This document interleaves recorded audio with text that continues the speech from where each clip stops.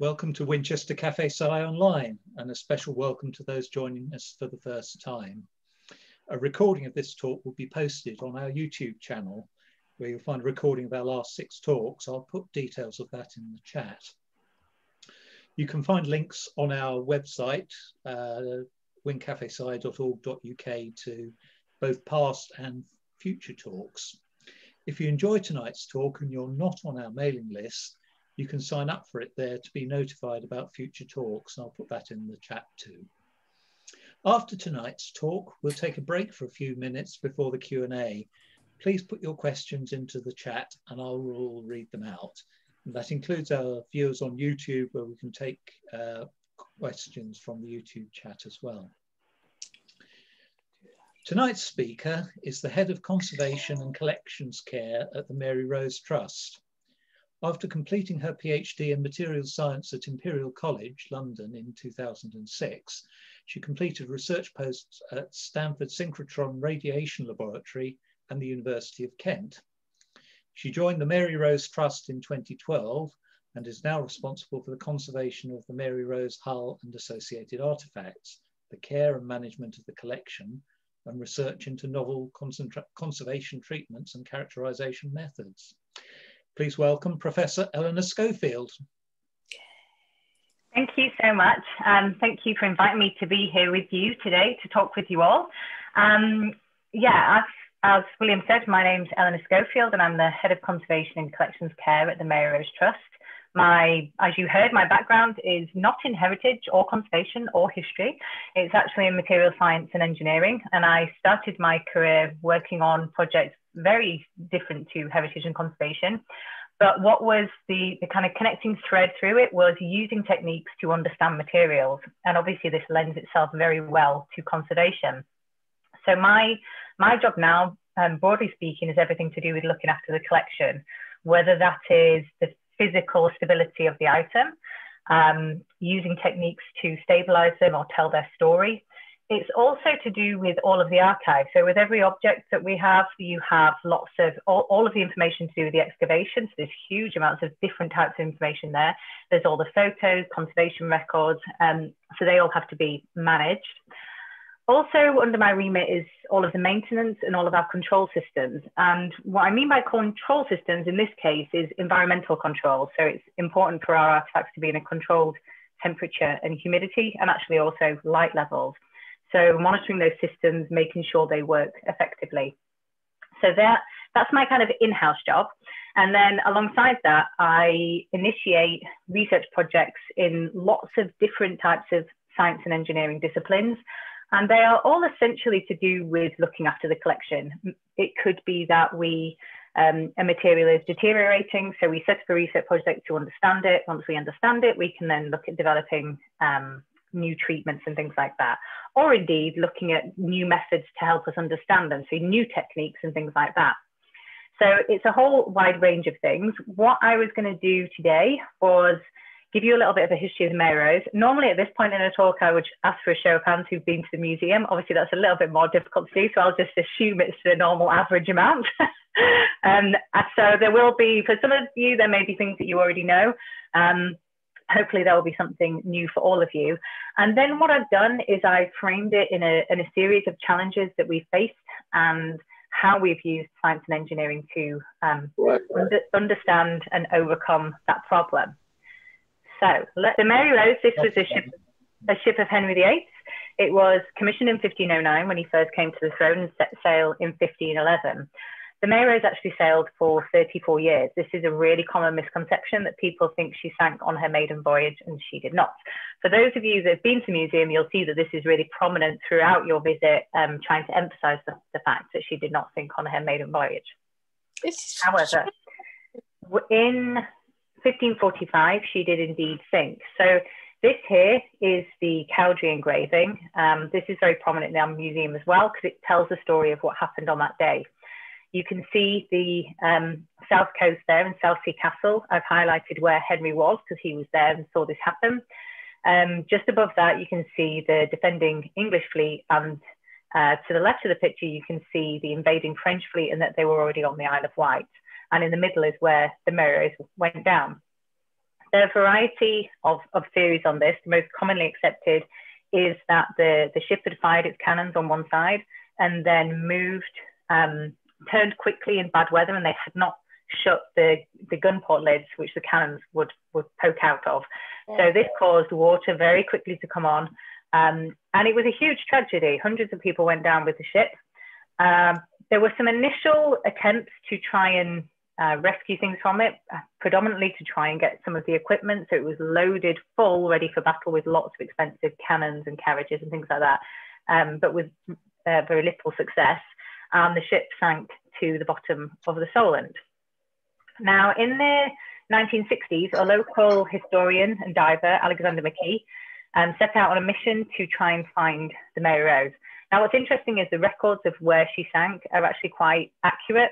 But the thing that saved this entire collection is the fact that over time it was buried in silt. So you couldn't just go down into the sea and see it. It had been buried.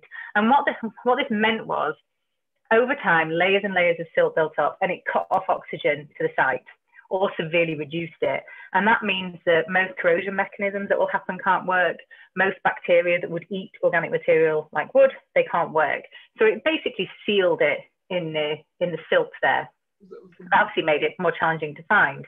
But using the maps from the time, they did what was at the time state-of-the-art techniques, using sonar and acoustic techniques, found an anomaly under the seabed. And then after lots and lots of work, started doing excavations and then determined that it was the Mary Rose in the late 60s.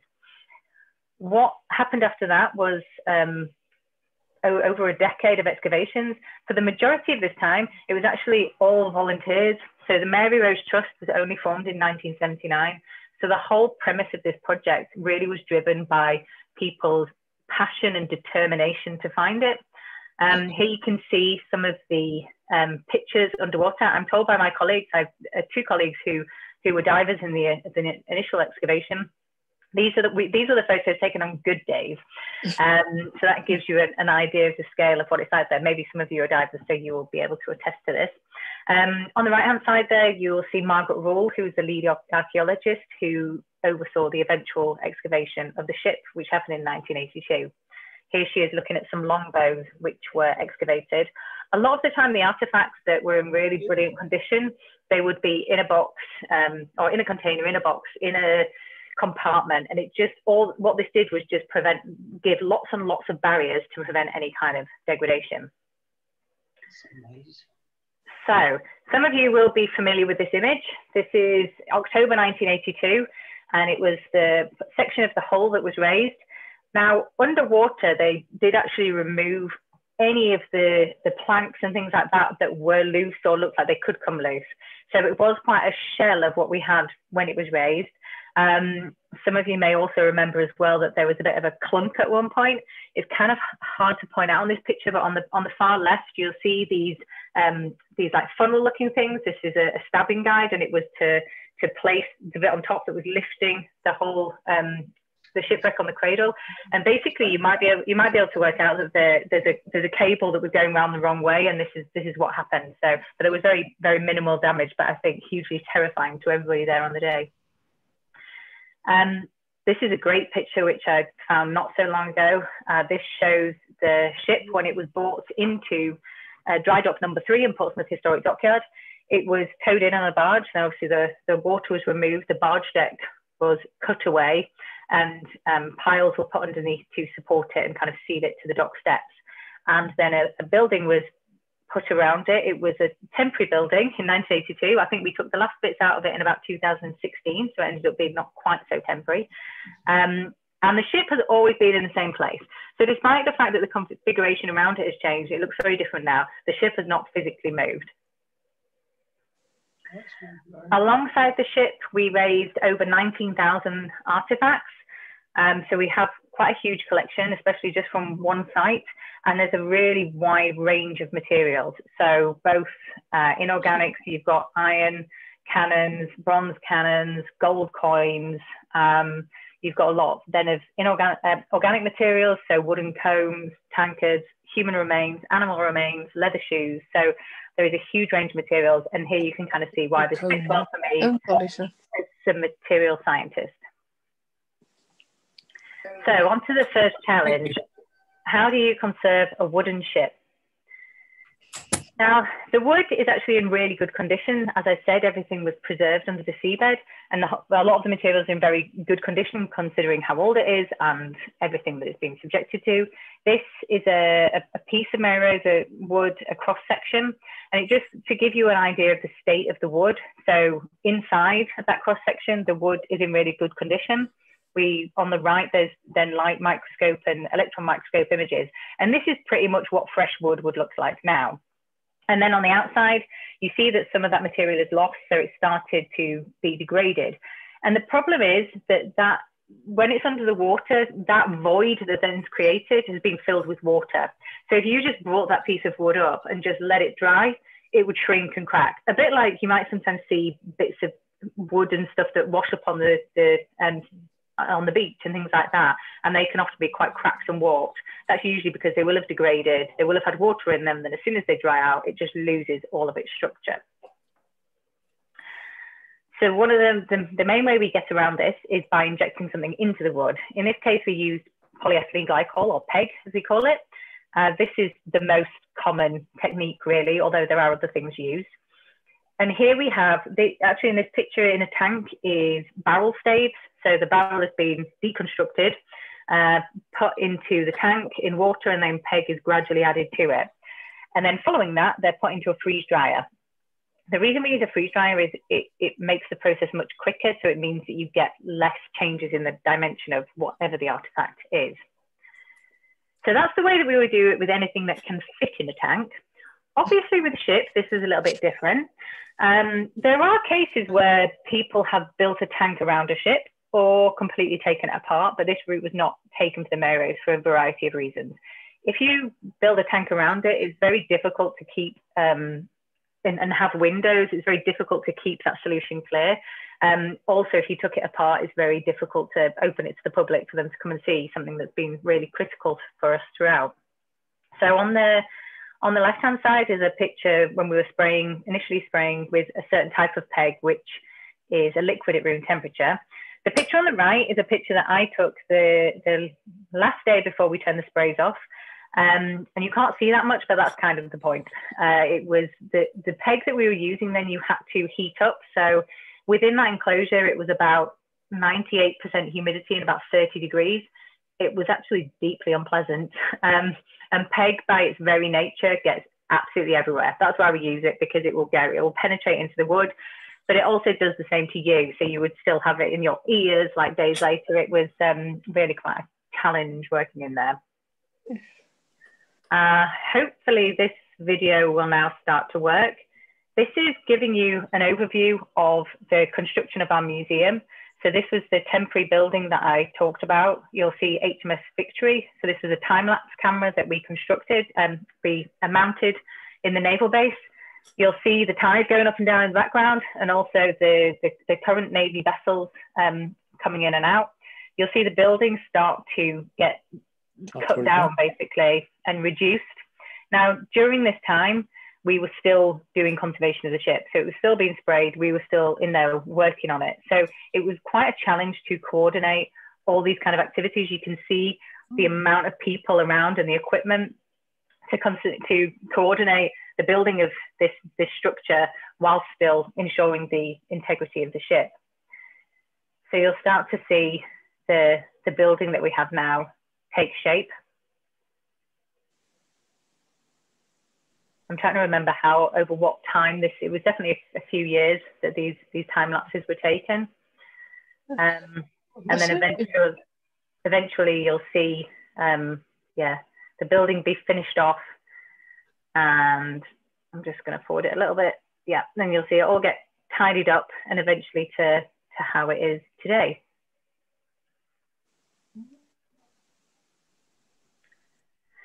So one of the things that we were doing during that time in terms of the conservation, we were still spraying with PEG, but then we were also preparing the ship for drying. So a model has been put together to ensure that each part of the ship dried at the same rate, so that it was experiencing air at the same temperature and humidity and at the same velocity as well.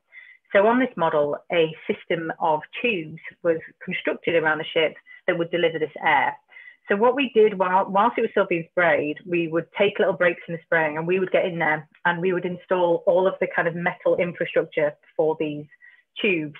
And then as soon as we turned the sprays off, we had some temporary dehumidifiers in there and we very quickly installed all this fabric and got the kit up and running. You can see in the bottom there, there's 3 massive air handling units, which feed the environment in the ship hall. And then after this, there's just another quick time lapse. So this time it's constructed over the ship. So when our new museum opened in 2013, we were still actually in the stage of conservation. So we were then drying the ship, and there was a wall between, you were not ever in the same enclosure as the ship. And there's the 3 different layers that are still there now, but there was only windows through. So then in late 2015, the museum closed, and we started this program of work to take out that wall, install the glazing, and get rid of all the old structure that I talked about earlier. You can see the 2 cranes that we have in there. The whole thing, there is not a lot of space because you are in a dry dock. Also because we wanted to try and get you as close to the ship as possible. So yeah, the teams working on this stuff with both the scaffolding and the cranes were exceptional, because now you can see how much glazing there is there, and like with any project, it was very time critical in trying to organize it all together at the same time. And then you'll see in a minute a little a PR the opening. Basically, we had a Tudor standard put up. Everybody was behind it, and then it fell down, and we okay. So that's the ship. So the challenge number 2: how do we support the hull long term? Now, with the peg treatment, one of the things that we're doing is we're giving some structural support to the ship. But what we don't want to do is put so much in there that it will start to look like a piece of plastic. Everything that we do in conservation, we're trying to take an approach of minimal intervention. So we knew that there would be some movement. We have 2 things here. The wood is a bit degraded, and also we only have half a ship, right? So it's not connected to bits that it would have been before. So we have had to look at the places. If you visit the museum, you'll see these black tubes there. They're supports that we've had to put in since we started drying.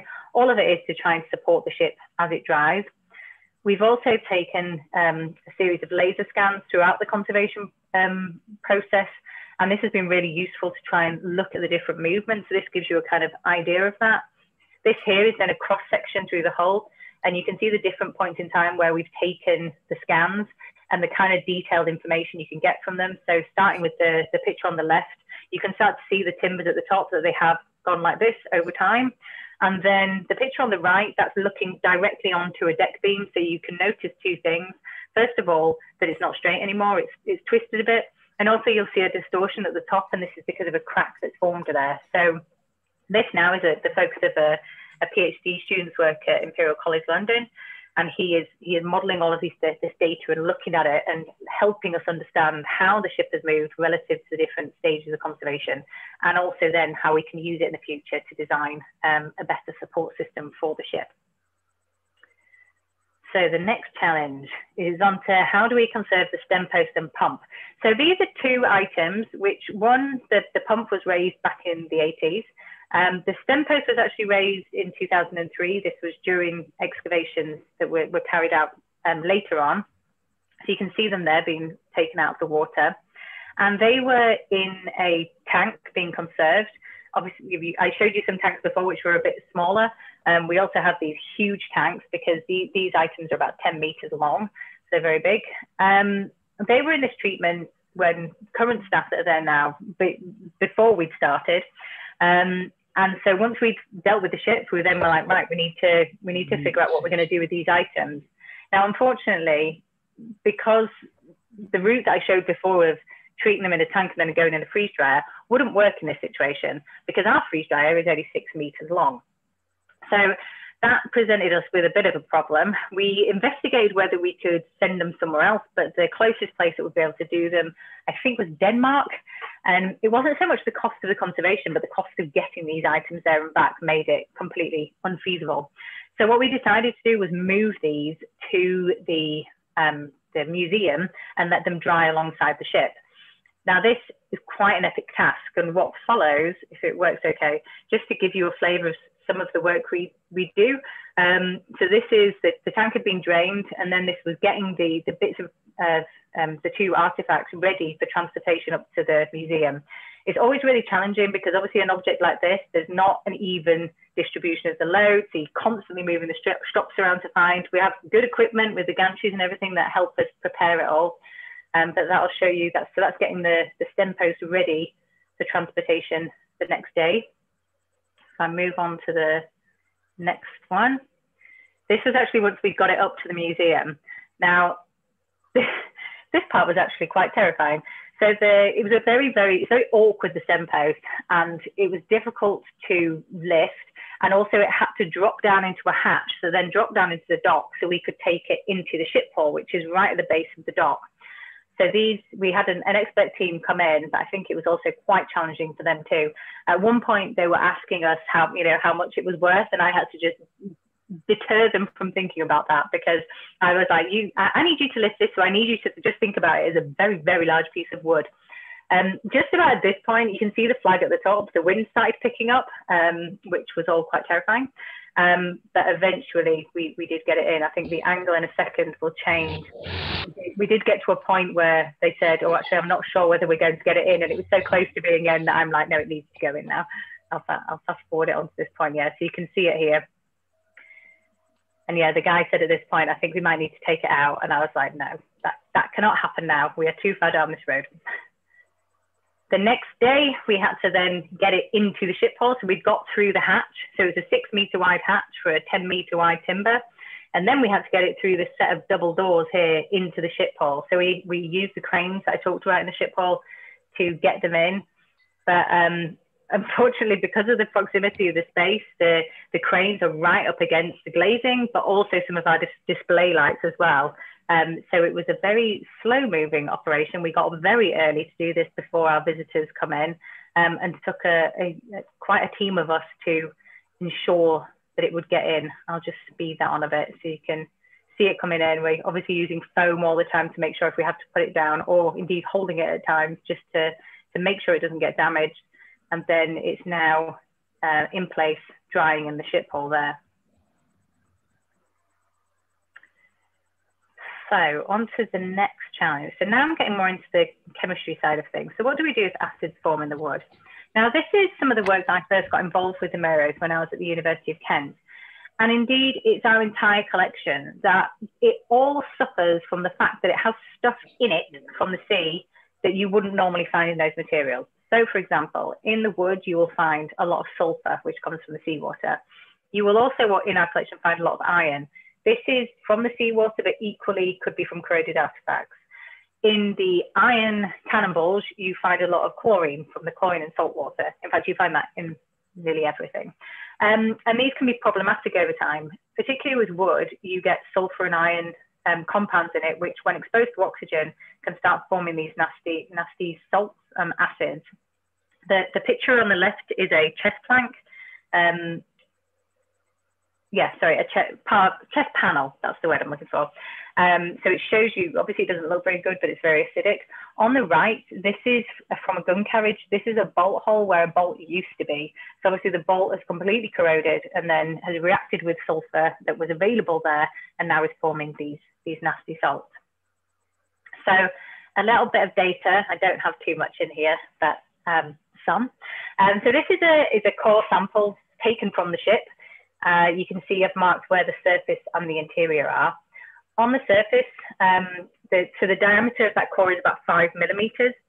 So first of all, I'll point out that you can see there's regions which are darker. We then did some analysis on this, and what we found was where it is darker, you do indeed find sulfur and iron, but also zinc. So that was quite interesting. And then we did another form of analysis, and what this analysis does is basically pinpoint where there's more degradation of the wood.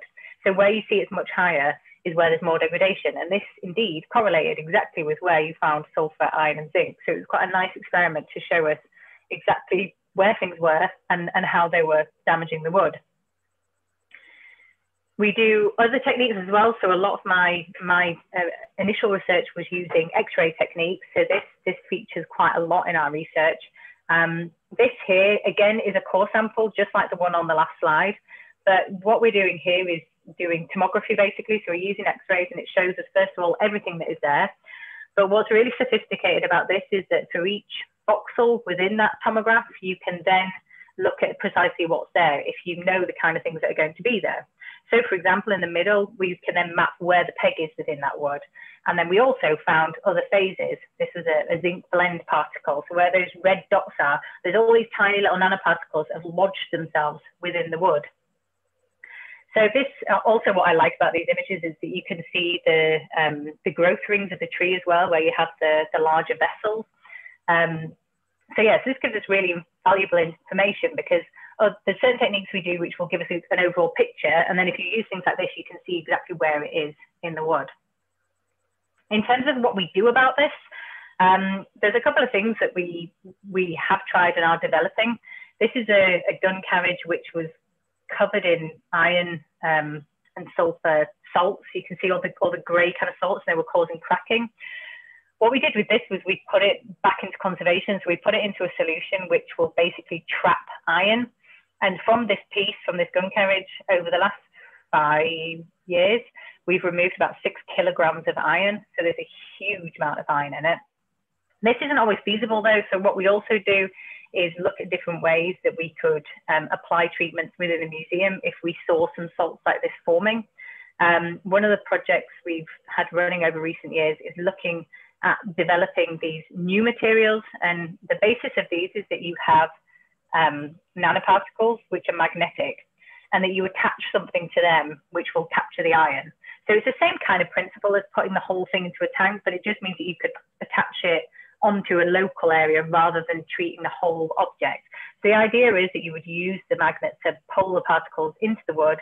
It would do its thing, sequestering the iron, and then you could use the magnet to get it out again.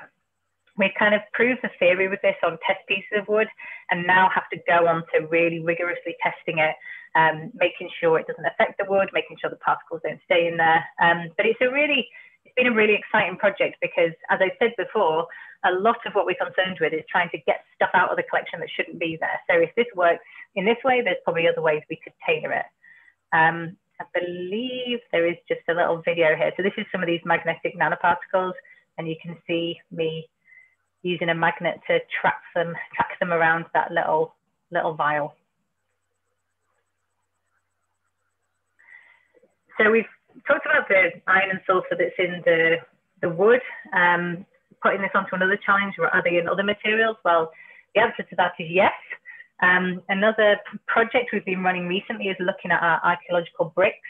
This is a fun one, actually, because it's often very surprising to people that we had bricks. In fact, probably was surprising to me when I first started working there. But as you can see, it's from the galley. Also, a lot of stones and bricks from ballast to the ship.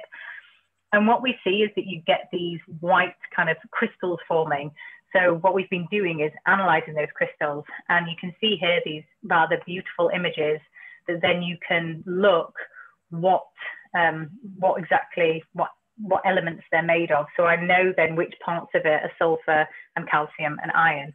And then from this, we've taken samples and gone to national facilities to run more experiments. So this is in the kind of very early stages, but I just thought it would be nice to kind of briefly show some of the materials. So the next challenge, how do you manage mixed displays? Now, what I mean by this is the fact that you have inorganic and organic materials together. In the conservation world, most of the time, if you can, you would keep them separate because they fare better in different environments, so in terms of the temperature and humidity. However, it's really difficult to tell a compelling story that way. And certainly with how our museum is laid out, it made it impossible. So we chose conditions that were best for the organic materials because they are more fragile. Sadly, so you can see here, actually, I've got a few pictures of a cross from the ship. So for those of you that haven't been, the half of the ship that we have, there then essentially is a kind of other half of the museum, which has 3 decks and well, 3 levels that you walk through representing the different decks. And in each bay there, it shows the exact items that were excavated from its counterparts. So it's like you're walking through the center of the ship. So obviously it's very hard then to try and separate them off. One thing though that this didn't fare well with was our iron cannonballs. They because they have a lot of chlorine in them from salt and seawater, if there's any moisture in the air, this can very rapidly corrode and cause problems. So you can see here the kind of problems that we get, that they start cracking and then literally whole parts will start fracturing off. So we can take samples from the surface. We've done that before. The problem with this is it's only telling you what's happening at the surface. And what we've found with the iron cannonballs is often they're kind of corroding from the inside out. The chlorine and the moisture have got into cracks and stuff, and then literally pieces will break off. So we put the case together to run a project where we destructively tested some of them. Now, this is not that common, working with archaeological samples. However, the rationale here was that we have over 1,200 iron cannonballs. And my feeling was, I knew that we had the research partners that we could use to try and understand marine archaeological iron corrosion, not just for our collection, but for others. And that if we took just a small section, in reality, it's less than 1% of the collection, and did analysis on them, we could find something valuable for everybody. So that's what we did. So you can see some of it sectioned here. And then just to give you a taste of some of the data we can get. So this is a fragment that actually had come away from the iron cannonball. And you can see here the light bits are where it's metallic, the darker bits are where it's corroded. So actually near the surface, there's more metal and inside it's more corroded, and this is probably why it's broken off. So you get that whole image, and then on the right side, this is the same bit, but it runs through the layers so you can see the different parts of it. Again, noting the fact that on the surface, there's more metal and then it's more corroded as it goes in.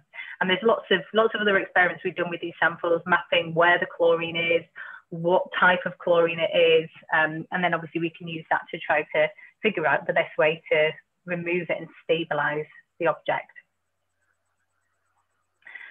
So the last bit, which actually I don't have any pictures for because I don't totally know the answer to this, is how do you do this in a financially sustainable way?